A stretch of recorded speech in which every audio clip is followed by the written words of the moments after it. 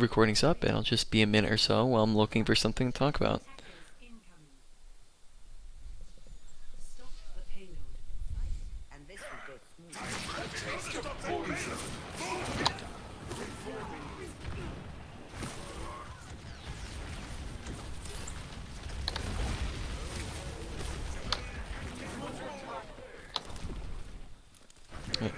Watch Jean-Craig get critical a couple times there.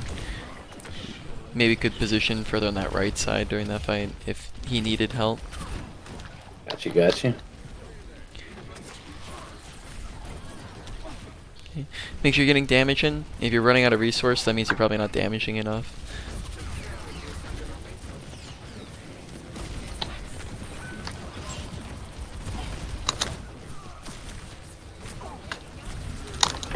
Oh shit.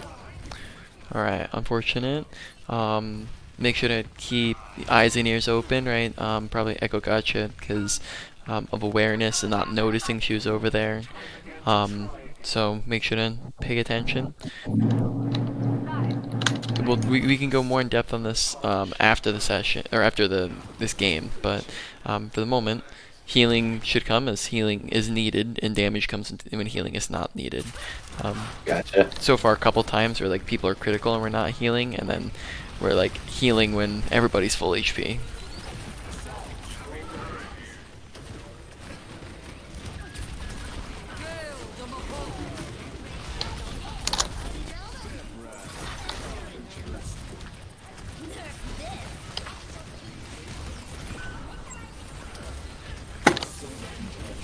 Fuck.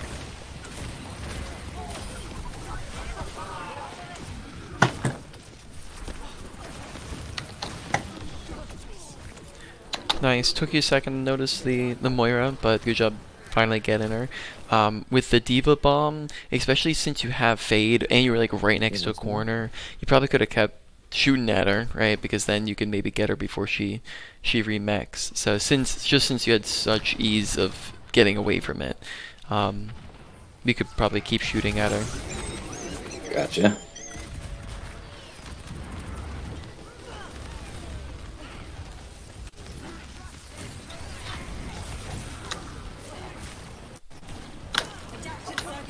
Oof. Alright.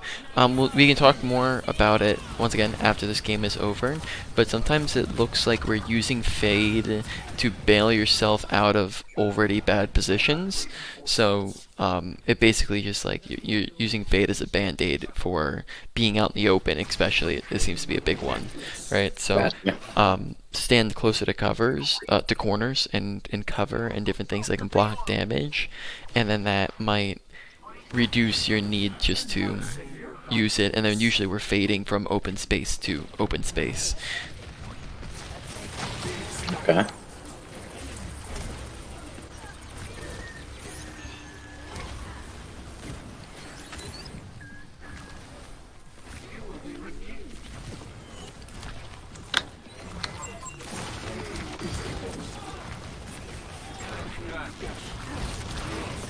Yep. Whenever you're low on resources, damage is your biggest priority because you need to get that charged back up, right? Gotcha. So you can most certainly watch for healing, but make sure that you're getting the damage in.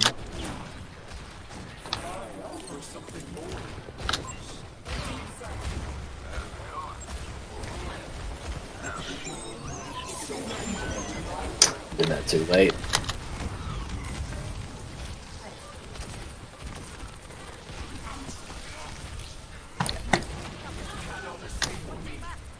Yep.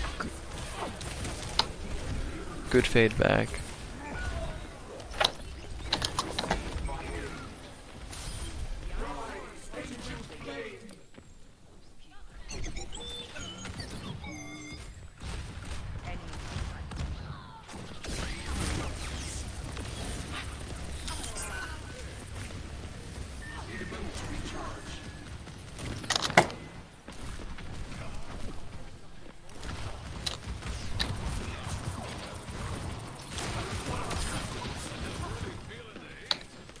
Nice, good kill. Oh shit.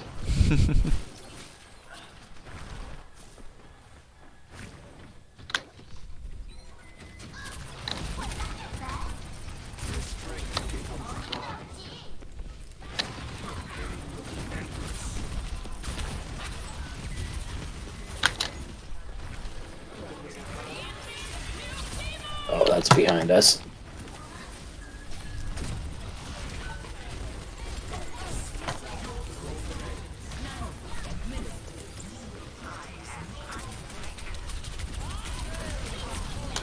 Oh, I didn't fade in time. yeah.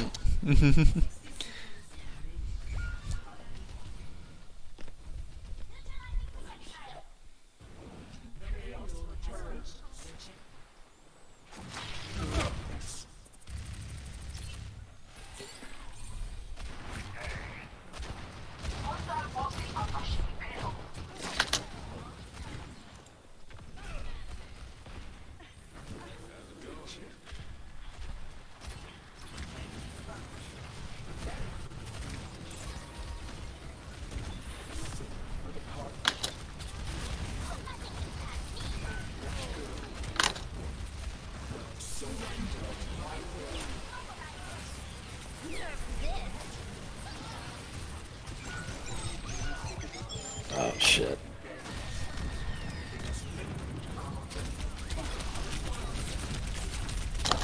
Oh, had fade there, so probably could have gotten back to safety pretty easy. I just hit it too late.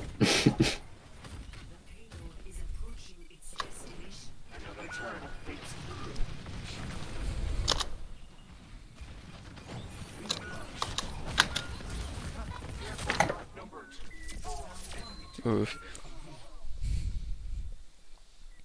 Alright, let's see, is there anything we can talk about? There's definitely a lot of things we're going to go more in depth on after this game is over. One major thing on Moira that is basically managing when do I heal, when do I damage. And then another thing we'll talk about is how to keep, what are things that you can do to keep your resource meter management better, because I think that's something sometimes as you're running out of heal juice a decent bit. So we'll talk about how you can do that better. But um, when it comes to knowing when do I heal, when do I damage, and this applies both to her left click and right click versus her different orbs versus her coalescence. There are so many different, there's so many different parts of her kit there that are impacted by when do I heal and when do I damage. And the very simple explanation is when healing is needed, meaning you have a teammate who is like, low health and danger. If they are actively needing healing, then healing usually comes as the priority. And then if nobody is in need of healing, then damage comes. Damage comes when that's the case. You want me to play her again, Up or to you. Whatever you want to do here. I'm gonna just try Sure. this out, see Sure. how it goes.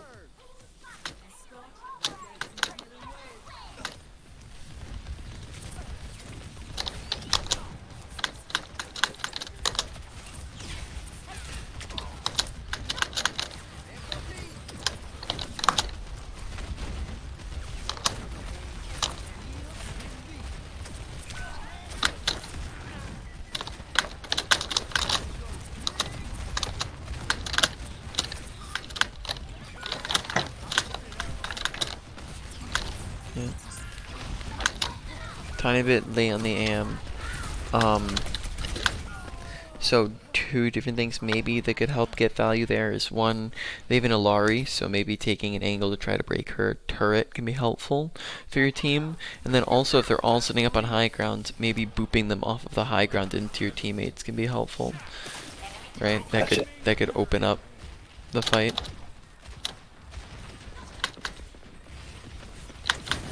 Oh shit. I didn't have a boop right there and want to feed.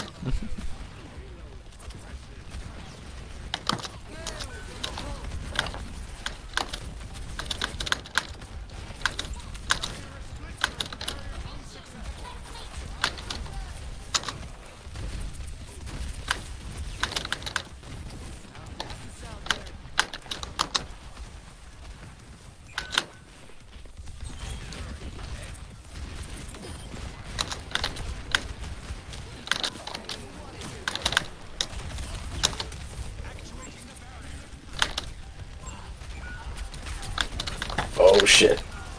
Uh-oh. So, dying, usually you want to look at deaths, right, to try to figure out why did I die, was the problem. Once again, that death probably came down to the fact that you didn't know D.Va was there, right? And if you had known that she was there, then maybe you can, run away, try to get to your teammates, request healing, things like that. So keep eyes, ears open, try to watch for the flankers.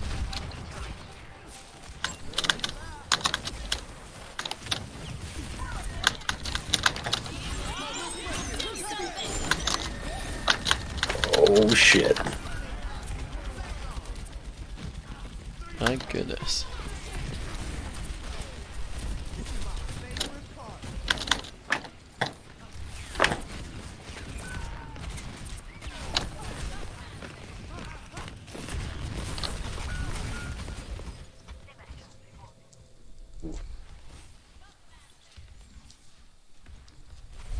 I like the somber pick there.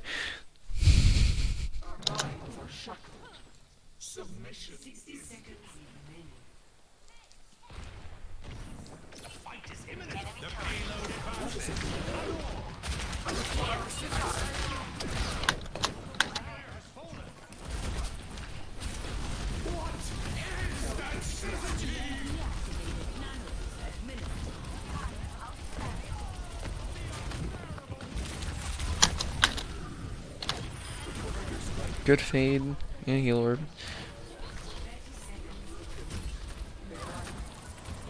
There we go. Yeah, Moira definitely seems, at least at first glance, like a more comfortable pick for you. Definitely. Yep. So if you don't have much experience on Lucio, it might just be advisable to like just practice it. Practice a bunch and quick play or another account before hopping into comp.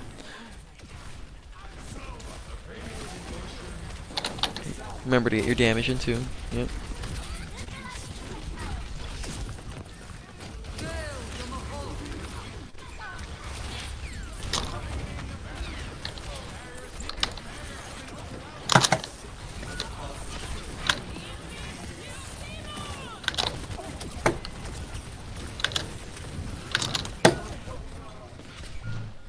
Unlucky. Unfortunate. Okay. Well, let's go over a bunch of different things here. I have oh, that's activities, not streaming. Oopsie. Okay, I got up my stream. So let's go over some things, and then we'll wrap up, and I'll get you your notes. Oh no. Sorry, I turned my volume down a little bit. Oh, there we go. Cool. Can you see? Humanity is Yep. shackled. Cool. Alright, for some reason on my overlay it doesn't show it. Alright, oh there we go. Alright, so let's finish what we were talking about with heal versus damage. There are a lot of times in your gameplay where we're mismanaging even just the basic when do I use left click, when do I use right click. So let's talk about those basics. There are times in your game, sometimes, not, I'd say this is the less frequent one, but there are some times where you'll have somebody who's critical that you just don't notice, and that probably comes down to an awareness thing, right? Like you'll have somebody who's critical over here, and you're just focused on these guys, and you won't notice that person, right? But I'd say that's more of awareness, and that's the less frequent one. The more frequent one is that you are just spending too much time on healing when people don't need healing. So this is commonly what we refer to as overhealing. So if somebody is full HP and we try to heal them, it does absolutely nothing. And in fact, it does worse than nothing. It's actually negative because you're wasting time, and you're also wasting your resource, right? And you have opportunity cost where you now are wasting that time you could have spent damaging and doing something else, right? Or looking around for somebody else to heal. You can also do the same thing if you're healing people who are just a little bit down on HP, right? So if somebody's down like 25, 50 HP, for a tank 100 HP, like it doesn't demand your immediate attention to all the time, right? If somebody's down 50 HP, a lot of the times there will be more important things for you to do with your game than sit there and stare at them and heal them. And when you do heal them, a lot of the times you'll heal them and you'll go over the top with the healing, and you'll keep healing them on top of, and you won't stop when they're full. Whereas alternatively, what we want to do is watch health bars, be very mindful of them, heal them if they need it, and then anytime they don't need healing, you're looking to damage, and this will do so much for you. This will, one, just this simple little thing will make it so that you are getting so many more stats out there, because now you're, instead of doing nothing and doing and just kind of sitting there doing nothing, you'll be getting in damage, which will up your damage, it'll up your kills, it'll up your ult charge, so now you're going to be getting ults faster, right? And then it's also going to help you manage your resource better. You're running out of resource a lot of the time when you're over focusing on your healing, so we'll come into a fight, and this is what the first 10 seconds of the fight will look like, is us doing this onto people, right? And then you'll run out of resource and then go, oh, now I need the damage. But now, what if you get to the end of there and then that person is critical now? Now you don't have any heal juice, right? And whereas what you can do is manage this better, where you heal when it's needed, damage when it's not, and you'll have a much better resource management. Resource management. Sorry, I was adding an extra word on there. Now that is, yeah. So I think that's it for that concept. I'm gonna add some more on, but for the moment, does that all make sense? Do you have any questions on that? Yeah, I normally don't like heal bot as much as I was, but Mm-hmm. it's when I have another pair of eyes watching, I'm like, oh shit. So Yep, which is fair enough. usually I like to have the damage up a little bit higher. Mm-hmm. Which is fair enough. It's just something to be intentional and watch for. Another thing as well is utilize your heal over time effect, right? Moira has a heal over time effect where I can tap it, and it'll heal them over time for about, I don't know, like 50 more HP or so, something like that. So how is that useful? Two things that this can do for you. One is you can heal them up and then let the heal over time effect get their last little bit of HP, right? Let that cap them off, and then that way you're not just sitting here healing them all the way to full and then a little bit over full. You're just healing them up to like 95% health, and then you're letting the heal over time do the rest, and then that means more uptime for damage, less resource that you're expending, right? Another thing you can do as well is just tap people, right? So when you're just checking up on their health, sometimes you'll check up on their health and you'll just hold it down for a second or two. When all you need to do is, if you're damage, check, do a little tap, damage. I'm checking their health. I'm tapping. Damage. I'm checking, and every time you're just checking people's health, so just give them a little quick tap, right? And you're constantly giving them a little quick tap. And if you just do the quick taps on people, look how little resource I'm using for that, while getting more healing output and less time wasted, right? So less time, more damage, more healing. It's really, if you just give people a quick tap and then get back to what you're doing, it's gonna be a lot more efficient in your games. And that's also the way to go a lot of the times when you're in between fights as well. Does that make sense? Yeah, All right. it does for sure. Cool. Fade looked pretty solid besides the occasional not using it. Orb looked pretty solid. Damn it, you were throwing more damage orbs than heal orbs, which is good. Usually you're throwing a little bit more damage orbs than heal orbs anyways. Maybe the occasional, we don't have time to go too in depth on the orbs, but overall pretty good. Throw in orb before you ult though. It's really simple tech that you can do, and it's just gonna up, it's the same exact, your orb cooldown is the same duration as your ultimate. So if you throw an orb before you ult, it'll come back by the end of your ult, and you'll have it again, so more uptime of your orb. So if you're looking to damage with your ult, throw a damage orb. If you're looking to heal with your ult, throw a heal orb, right? And then this just means quick extra damage that you can do and burst somebody down quicker. Does that make sense? Yeah, Cool. 100%. Positioning, really quick. if I'm standing here and the enemy team is looking at you and shooting at you, it's gonna take, let's say we don't, I mean, what you were doing is that we would be in bad positioning and then we would use fade to bail out, and then we would kind of stay in kind of bad positioning even after you fade to bail out, but that wastes your fade, and then what if you don't have fade as well, right? That's where you come into an issue. So let's say you don't have fade, or you don't want to waste your fade, and they're all looking at you and shooting at you. It's going to take 1, 2, 3 seconds to get behind a corner. Now, you can't shoot through solid objects, so we're perfectly safe over here, but in that time it took you to walk over here, you died, because you're way too far out in the open. Whereas, you can do a lot of the same exact stuff from here, right? Except for, now you can use cover in half a second, which is 6 times quicker than the 3 seconds it just took us. Therefore, good positioning is the usage of cover, whereas bad positioning is the absence of cover. The further away you stray from it, the worse off you're going to be. But the great thing is the cover's all over the place. You have slopes like so, you have little pillars you can use in between shots, or when you're being shot at, taking damage. Corners do the same thing. Random objects sitting around the map, like the payload, can do that.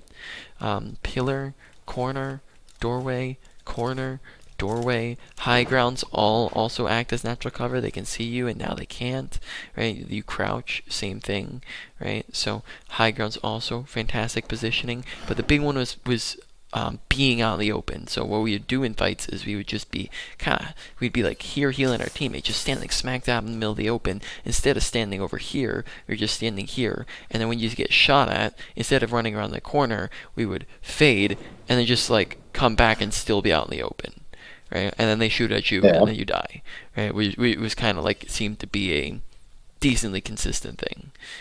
So be conscious of it, look to use it, be helpful. And that all makes sense. Any questions on it? No, definitely agree with the fade thing for sure, 100%. Cool. Um, let's see. Ult usage look pretty solid. Maybe sometimes damage, like looking to use it more for healing the damage. I'd say a lot of times your ult is really good for both, but also I think you're just maybe lacking out on a little bit of the damage. Something you can do very easily with your ultimate is just anchor around teammates, which will allow you to both heal and damage very, very easily. So what that means is you instead of just sitting back here and healing up your teammates with your ultimate, is you go behind the teammate you want to heal and you just stand behind them while you damage. And then what this does, Use them as cover. yeah, you use them as cover, but then you also get both healing and damage simultaneously, and you get to focus on the harder one, which is the damage, right? Because they're further away. So anchor behind them while you're damaging, and then you get the heal bonus while you're damaging, and maybe even getting a kill out of it. Does that make sense? Yeah. Cool. We're cutting low on time here. So really quick, I'll get you your notes and I'll get you your and in there will be like kind of all of the summary and review and main points from the session. But from what I saw, major takeaways was heal versus damage management, as well as overhealing and resource management. That is, which all kind of fell within like mechanics. So that's probably going to be your number one. And then after that, maybe was like positioning. Awareness seemed to be a thing, especially when it came to like deaths. We like wouldn't notice like a DPS or a tank sneaking up behind us, or we wouldn't notice the teammate who is critical off to the side. So pay attention to health bars. Where are enemies? Where are teammates? Any final questions? No, it makes sense. Cool. Awesome to hear. So let's see. I'll